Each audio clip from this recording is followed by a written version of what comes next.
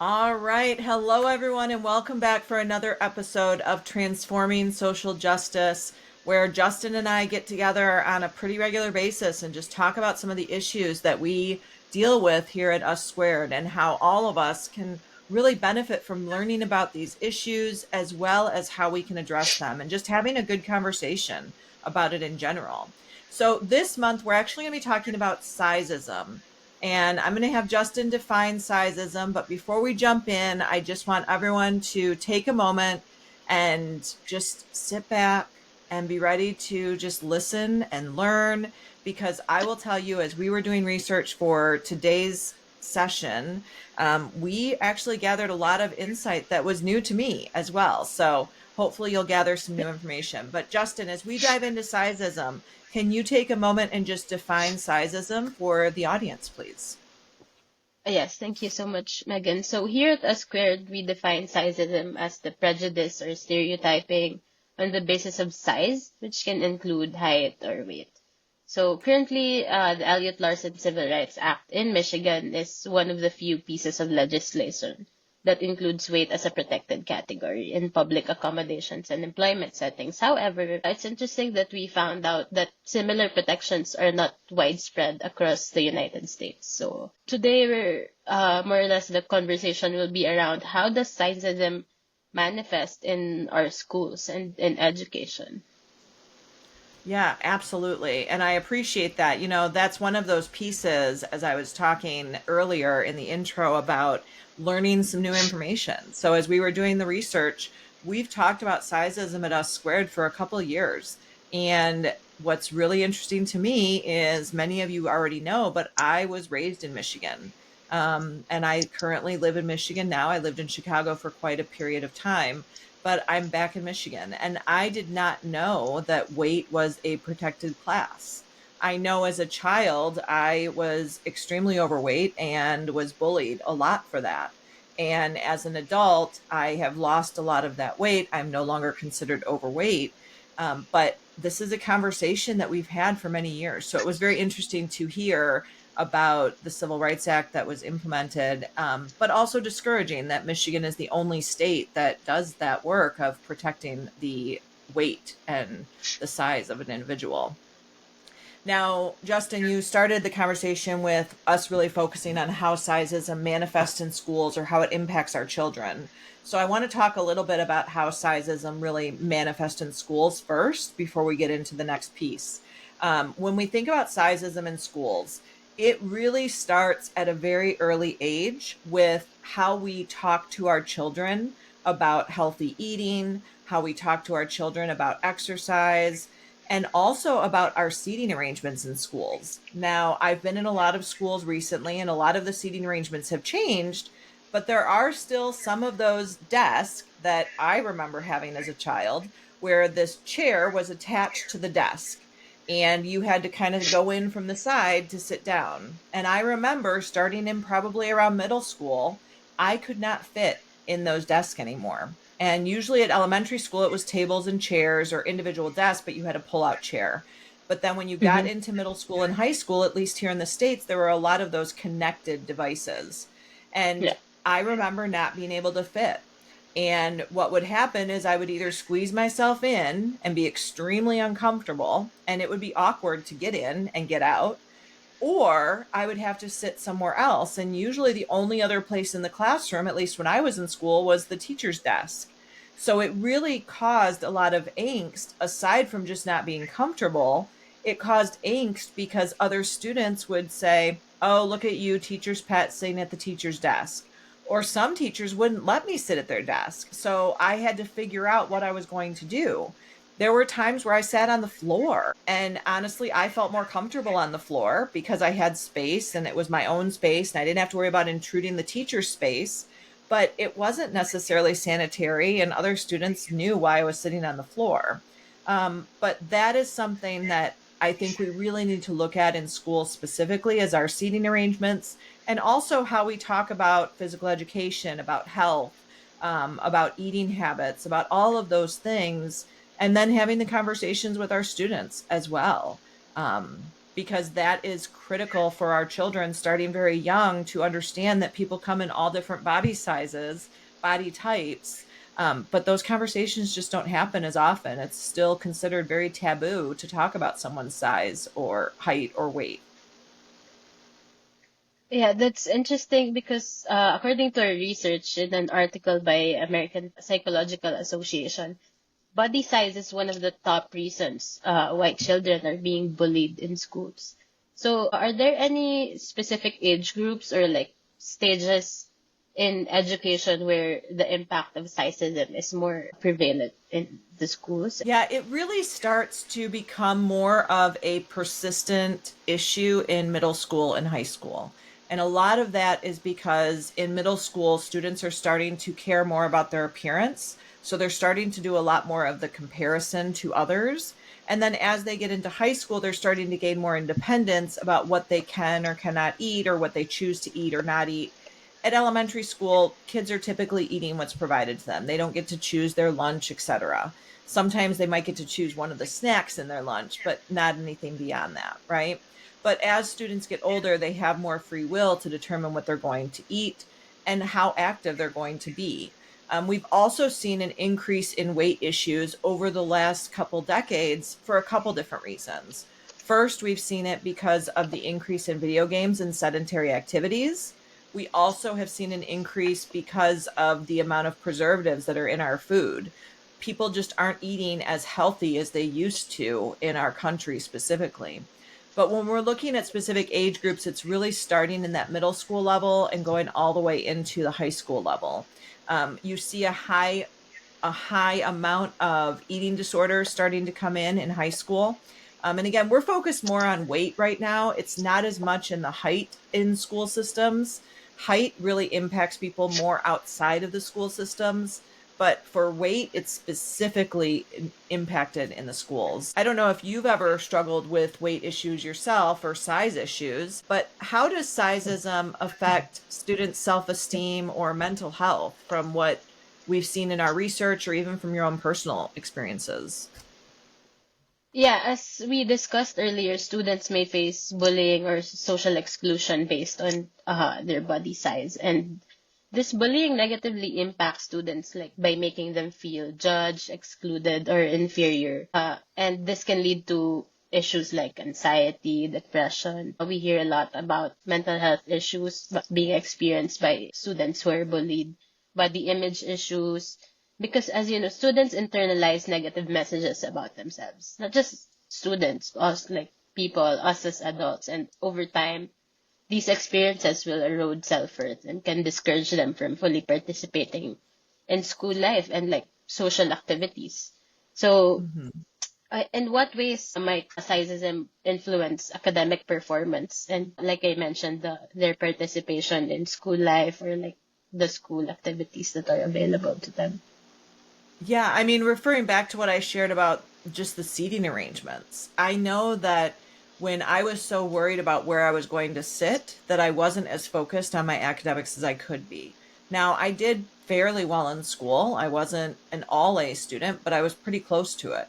But my academic performance was somewhat slighted because I didn't feel like I could really focus on that because I was always so worried about where I was going to sit, what I was going to do, and also what students were going to say about me. As far as participation, I remember there were many things that I wanted to try out for, that I wanted to be a part of, but my size just wasn't the typical for that. One example is I really wanted to be a cheerleader. Now, those who know me know that I don't fit. People are like, "What? You want to be a cheerleader?" Like that doesn't fit my personality, which I always question because I wonder what they think the personality of a cheerleader is. But Yeah. maybe that's my work coming in with stereotypes, right? But I remember as a cheerleader, I knew that I couldn't try out because I would have to wear the cheerleader outfit. And I knew as a larger person, I would not feel comfortable in the cheerleader outfit. So, what I ended up doing is I actually became a hockey cheerleader and hockey, like ice hockey cheerleader. The reason why is hockey cheerleaders or ice hockey cheerleaders could wear sweats and sweaters. We didn't have to wear the what you would normally see or usually see as a cheerleader outfit with the short skirt and the tank top. Like, we didn't wear that. We wore sweats with a skirt over the sweats, and we wore a sweater. And I will say that most of the ice hockey cheerleaders were larger than average size. It was all of us who felt like we wanted to be able to be a cheerleader, but we didn't want to wear the costume or the outfit of a typical athletic cheerleader. So that was something that I was able to find something else, but it was difficult. There were so many other things too with different plays. When I wanted to try out to be in a play, I wanted to be a certain part. And I was told, well, that's not really what the part is. And I think this is part of the intersectionality, because I think people from many different backgrounds or identities experience that. We've seen an increase in this. For example, when just recently at one of the local schools here, they did the performance of Annie, and they were looking for a person to play the role of Annie. And there was a wonderful, great audition process, and they ended up casting a Black girl to play the role of Annie. And there was a lot of controversy around it. But they played it very well. And it was something that we all needed to see. And I think sizeism can play into that too. Like, if you're doing something, I remember there was a show, the Aladdin. Aladdin was the show that we were performing at our high school. And I so desperately wanted to be, I think her name was Jasmine, but the lead, right? And I was told that I didn't fit the character. And what that meant is I didn't look like the character. And that was difficult for me to hear. And I think schools have gotten better with this, of not looking at physical appearance. We're not being cast in a movie, and we don't have to fit a certain demographic to play a certain role, especially in a school production.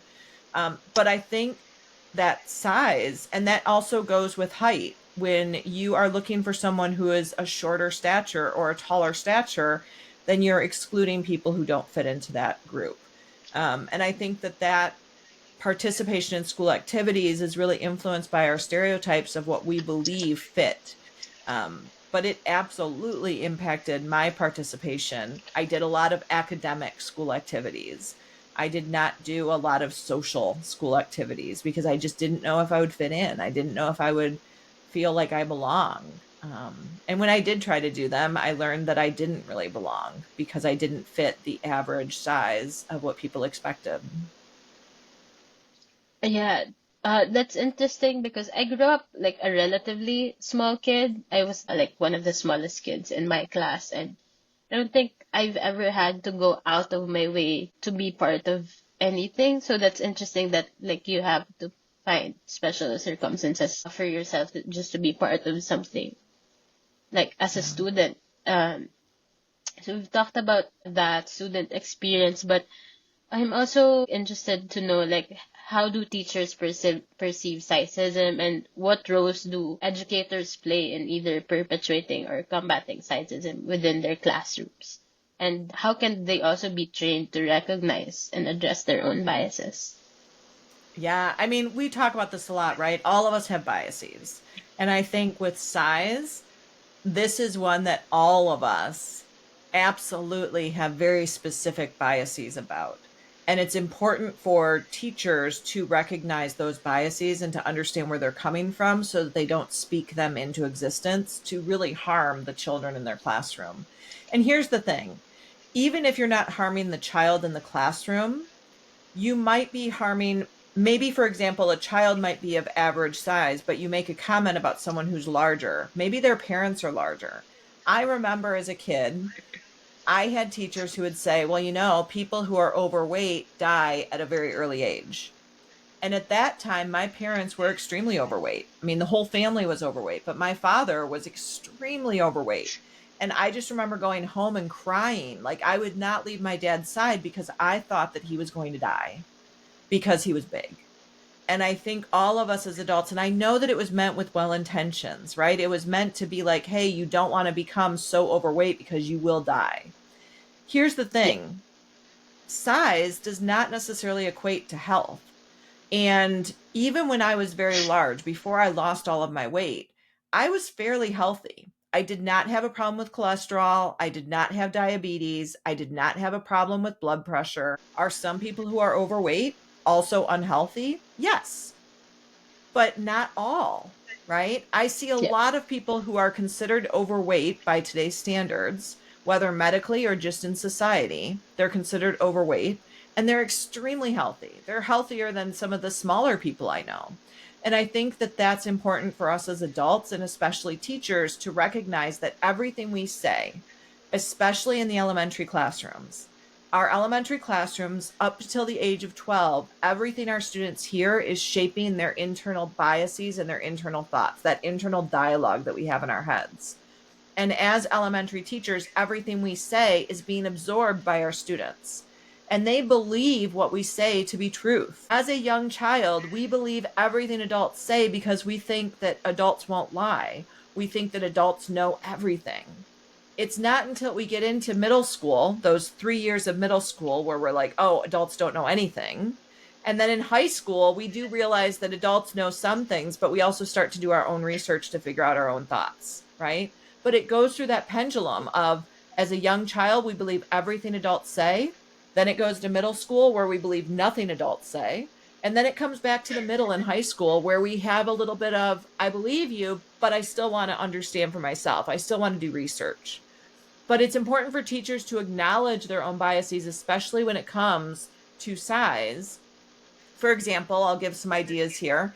If you've ever looked in someone's shopping cart as they walk by and make a judgment because of what they look like and what they're purchasing, that's a bias, right? If Yeah. you have ever been a server or you've worked in the restaurant industry and someone has ordered something and you're like, are you sure you don't want diet? Right? Or are you sure you want the fried chicken instead of the baked chicken? Right? Whatever those internal thoughts are in our heads, then you have some of those biases. If you are looking at someone and you see a very tall person and you assume that they're playing basketball, that is a bias. Not everyone who's tall plays basketball, and you don't have to be tall to play basketball. So I think all of those things play into it. And again, it's not to make anyone feel bad. It's to say, you know what? Society has taught us to do this. And it's not just for people who are overweight, it's also for people who are underweight. If you've ever looked at someone and said, gosh, I'm so jealous you can eat anything you want and not gain a pound, that's also a bias. I've been on both ends of the spectrum. I've been extremely overweight and I've been underweight. And I know when I was underweight, I was told by many people, man, I'm so jealous. You can eat anything you want. You can drink all the Mountain Dew you want and not gain any weight. And I'm thinking in my head, if you only knew, right? I've been trying to gain weight, or I used to be 500 pounds, all of those things. But I think we need to have that moment of grace to allow ourselves as educators, as adults, to acknowledge what biases we have. But there's just so much information, a lot of it's self-reflection. Yeah, I giggled at your basketball comment because, as you know, I'm very tiny. I'm 5'2" on a good day, sometimes 5'1", and I played basketball through high school and college. And when people hear that, more often than not, they act very surprised that I did. But yeah, it's just funny to hear about it. A very good basketball player here in the US was Spud Webb, and he was tiny. I think it's about those biases. It's that shock factor. If you have a shock factor when someone tells you something that they do or they enjoy, then that's a bias in your head because you're that culture shock moment, that moment of what? That just that reveals the biases that we all have. Yeah. And going back to educators and students' experience, according to our research in an article, it's called Sizeism in Education, What School Counselors Need to Know. It's shown that many educators hold implicit biases against larger students, which can affect their teaching practices or their expectations with their students. A survey also found that 25% of college students, which is a surprisingly big number, has reported that experiencing weight-based discrimination from faculty or staff. So just off of that, how does curriculum address issues of body image and size diversity, if it does at all? Yeah, that statistic also surprised me. I actually took some time to reflect on my own college experience as well. And I can't necessarily pinpoint anything that I felt like I was discriminated against from my college professors um, or from the faculty or staff of college about my weight. And I was extremely overweight up until I was about 20, 21 years old. So up until pretty much graduation. And I don't remember that, but that statistic is very large and I can see it happening. Maybe I just was so used to it that I had become numb, which is something that a lot of people experience to some point. When we talk about the curriculum, though, I think it has gotten slightly better, but still not good. But what we need to do, so what I want to talk about is instead of how it does address, I want to talk about how it can address. Um, because I think our curriculum still has a lot of work to be done in this area. Now, it's still a mandate across the US that all students take health class. The requirements are slightly different at different states in different state levels of how many PE or physical education classes, how many health classes, when they have to take them. But as of right now, all 50 states and the territories do require health classes to be taken at the middle school and high school level, as well as some level of physical education. What I would recommend is for all districts to look at their curriculum within health as well as physical education to really look at adding in a lesson about body dysmorphia. And body dysmorphia is when you look in the mirror and you see something very different from what other people might see. So for myself, being extremely overweight, I still have slight body dysmorphia because no matter how much I've lost, no matter how much weight I've lost, I still look in the mirror and see someone who is overweight. I probably will always have that because I grew up being overweight. My body image is very different from what other people see. Now, there are times if I see a picture of myself, I'll be like, whoa, is that image doctored? I didn't realize I was that slender. Um, but it's just about that body dysmorphia. And sometimes looking at a picture on a camera or a picture on film is much different than looking in the mirror. Body dysmorphia is usually something that is very different when looking in the mirror. I think it's important for curriculum to talk about body dysmorphia. I think it is also important to talk to or to add to our curriculum about health, really naming the inaccuracy of people who are overweight cannot be healthy. I think we need to look at how health and weight do not necessarily correlate. There are some things in some instances where it does, but in most cases, it does not necessarily correlate. And I think that's important to talk about in curriculum. It's also important to talk about a healthy diet plan, but it's also important to look at social media, especially recently with social media being so Mhm. prevalent. We need to look at what's realistic. And then we also need to look at, I remember one of the lessons we did, I think it was in high school, was we looked at Barbie's dimensions. Now, I think it's Hasbro or Mattel, I can't remember, but they have changed Barbie's dimensions. But when I was growing up, Barbie's dimensions were totally inaccurate. Like there was no way that someone could actually look like that. If they had a waist the same dimension as Barbie and hips and chest area the same dimensions, it would not be a real person. They would fall over. Yeah. And I think it's important for us to look at the realistic components of what's on social media. Another thing to look at is talk about the impact of filters. With filters being so prevalent on social media and how we portray ourselves out to the world, you will see pictures the on social media, on people's profiles, etc., that look extremely different than what they look like in person. And it's important to talk about that as well. But I think all of those pieces are things that we can add to our curriculum to impact. Mhm. Some people are doing that now, but I think there needs to be more of a deliberate attempt at that. Yeah. I'm wondering, Justin, from your lens, how does sizeism affect peer relationships and social dynamics among students? Yeah, so sizeism can deeply affect peer relationships and social dynamics. It fosters exclusion, bullying, and isolation. And as we talked about earlier, students facing size-based discrimination, their self-esteem, mental health are negatively impacted. And This discrimination reinforces like social hierarchies, leading to cliques like based on body type, and it heightens peer pressure to conform to unrealistic body standards.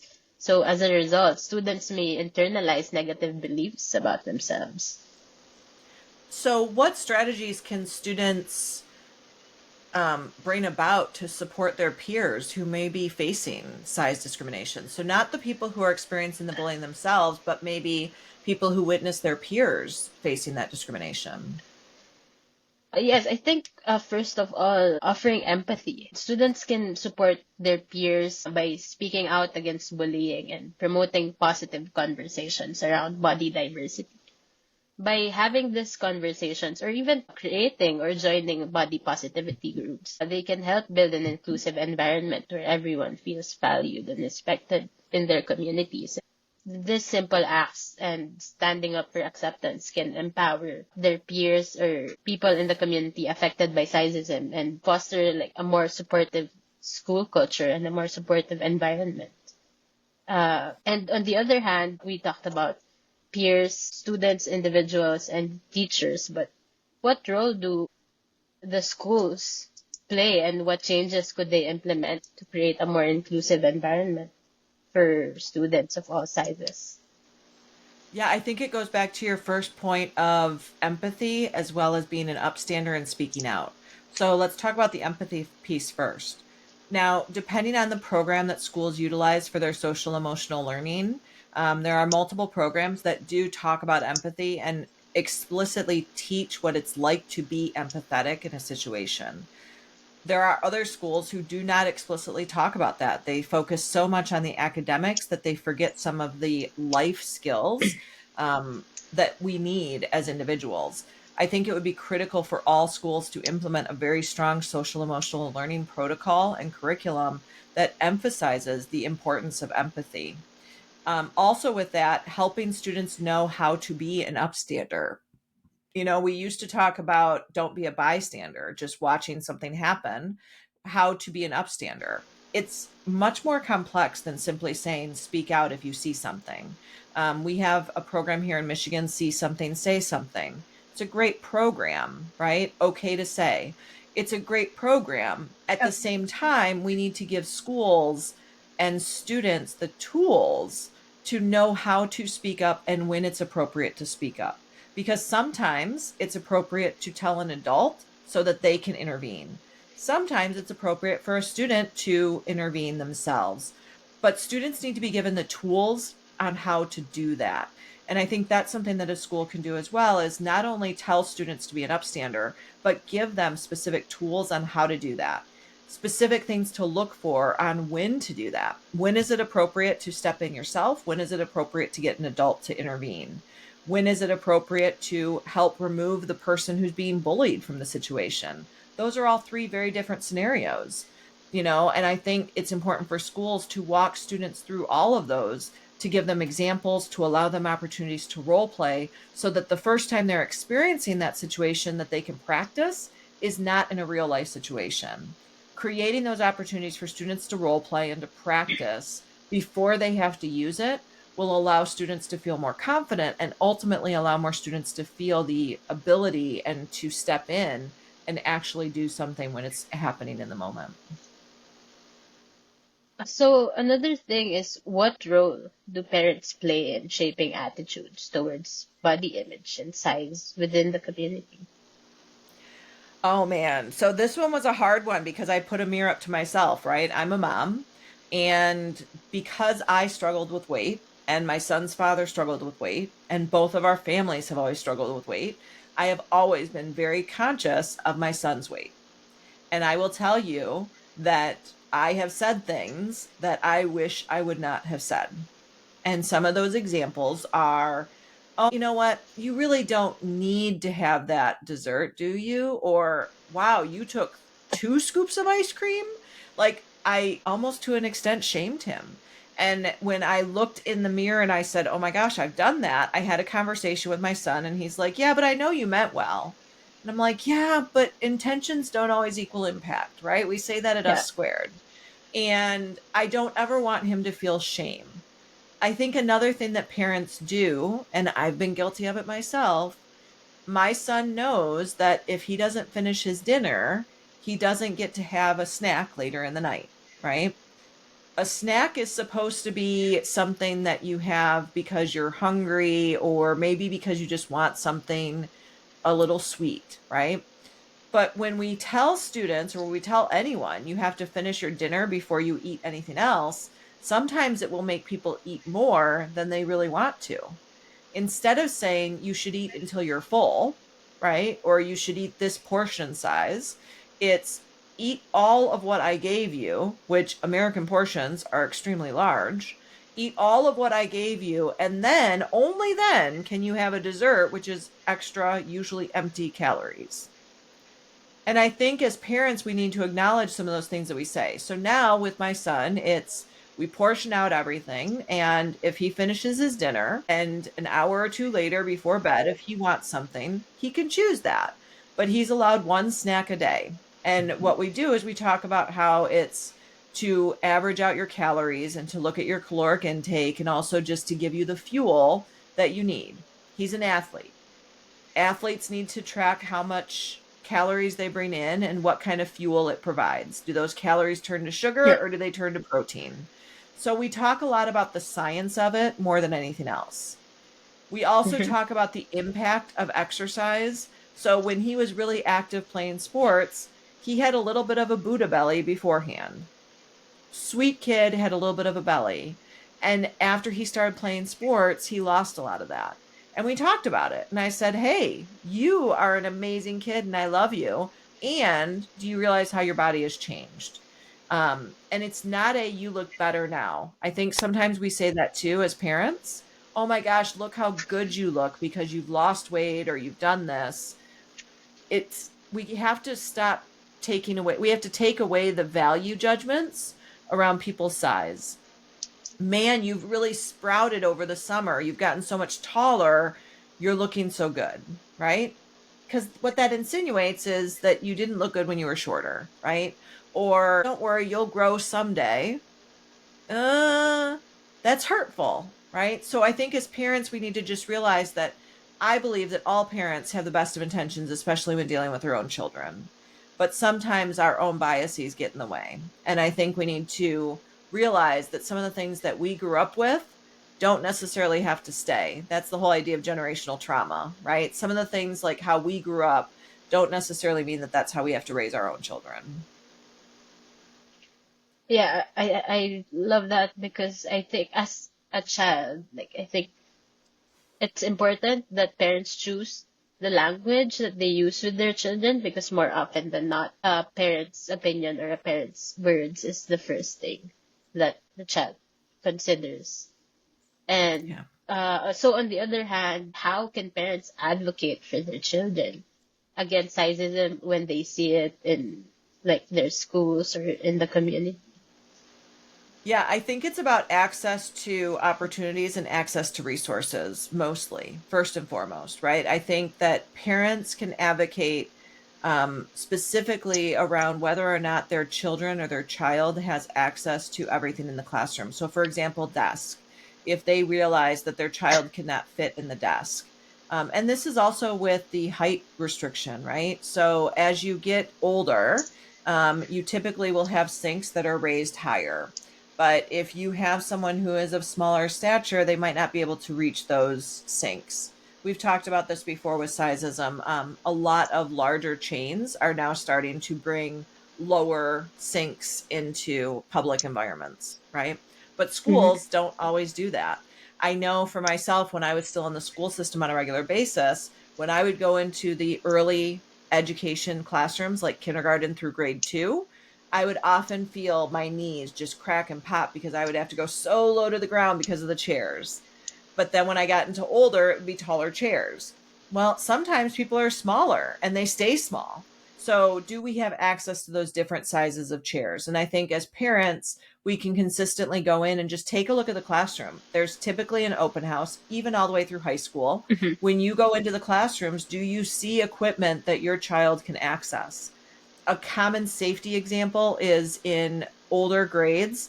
You usually have a chemistry course or a biology course, and there's usually lab tables in the science classroom. If your child is smaller in stature, are they going to be up here like this on the science lab and not being able to see things? Because if so, that's not very safe. Do they have a step ladder for them? What do they have for the child to be able to access the materials in a safe way? And I think that's the number one thing that parents can do to advocate is just the physical accessibility of the classroom, first and foremost. Yeah. So I'm wondering, Justin, how can we draw? We've talked a lot about education, right? And I'm wondering how we can draw connections between sizeism and education and broader social issues such as healthcare access or employment discrimination. Yeah, so just as students face exclusion or like negative assumptions about their abilities due to their size, adults also experience similar discrimination, like in job markets where body size can unfairly impact hiring and promotion opportunities. In healthcare, size bias often leads to misdiagnosis or inadequate care, where sometimes medical professionals attribute symptoms solely to weight rather than looking further and addressing more underlying issues. Recognizing and challenging sizeism in schools can help reduce its acceptance in society, promoting fair treatment in both health and career opportunities. So that's sad because we've had quite a bit of time and good conversation, but this is really the last question that we have for today, which is what can individuals do, either students, teachers, parents, to challenge sizes attitudes within their own communities? Yeah, I mean, I first of all, Justin, I appreciate that we focus specifically on education today because I think as we continue to go through this work, we have really learned here at Us Squared how important it is to really focus in on the educational system. Still working with corporate, and like you said, still working with employment discrimination and working with larger organizations who want to make sure their adults are treated well. But if we can start with our students and our children and our youth, it might sound cliche, but they're the ones who are going to be running the country in a decade from now, maybe even 5 years from now. So it's important to start with the younger. Um, Now, when we talk about how people can challenge their own attitudes, just like our name says, of understand self before working to unite society, I encourage everyone to reflect on their own attitudes and beliefs, to really look in the mirror and to acknowledge what biases or beliefs or assumptions they've made about people based on their size. Sometimes it helps to journal. Sometimes it helps just to talk out loud. Sometimes it helps just to think in your own head, have that internal monologue. But really allow yourself the opportunity to be honest with yourself and to reflect on what those biases are. Once you've identified those biases, start to think about where they came from. You know, we talk about 5 different sources for biases. Did that bias come from your school environment? Maybe you were taught that in curriculum or because of a lack of curriculum or exposure, maybe from your family, maybe from mass media, maybe from your culture, from your experiences, but where did that come from? Was there someone in your family who said something and you believed it to be fact and you held on to it all these years? But really looking at yourself first before you try to address anyone else's sizist attitudes, because the fact is that out of the 15 isms, this one is probably one of the ones that I believe all of us have at least a couple attitudes or biases around. Um, but I think that first step is just that reflection to acknowledge what they are. For students, it's about really understanding how you can stand up for others who may be experiencing that bullying and how you can ask for help if you're experiencing that bullying. For teachers, it's about looking at the curriculum and making sure that you're really giving an opportunity for every student in your classroom to be seen, heard, welcomed, and valued, and looking at not just your curriculum, but your physical environment. Do you have accessibility for all of your students of different sizes? And for parents, it's about watching what we say. Our children are listening to everything we say, and they're also listening to what we don't say. So, as parents, learning how to stand up for things yourself if you hear them, because if your child is with you and someone says something and you don't step in to refute what was said or to speak up for the person who was harmed, your child learns that from you. So I think those are the big pieces, is really starting with yourself, but going through all of those different things of how can you be an upstander? Do you make sure that there's accessibility for everyone around you, and watching what we say because our words have weight? Thank you so much, Megan. That's a lot of useful insight. And as always, it's such an amazing learning experience having these conversations. But that's really all the time we have for today. So I also want to thank the listeners for tuning in to this episode. If you have any questions that you would like Megan, I, or someone from our team to answer next time, please drop a comment wherever you're listening or watching this from, or you can also email us at info@us2consulting.com. Great. Thank you so much, Justin. And again, like Justin said, thank you for listening. Remember that Transforming Social Justice is a podcast that we release 2 episodes per month. We always have one of those episodes with our very own Justin, and we usually have a second episode with a guest. We're going to be starting some new things this month, so we're excited to be releasing some of those. Make sure you follow us on our YouTube channel. Check out our social media. We have Facebook, Instagram, and LinkedIn. And then you can also email us, as Justin said. We look forward to many more conversations, and we wish everyone a wonderful November. But thank you again. Have a wonderful, wonderful afternoon, and we hope to see you again soon.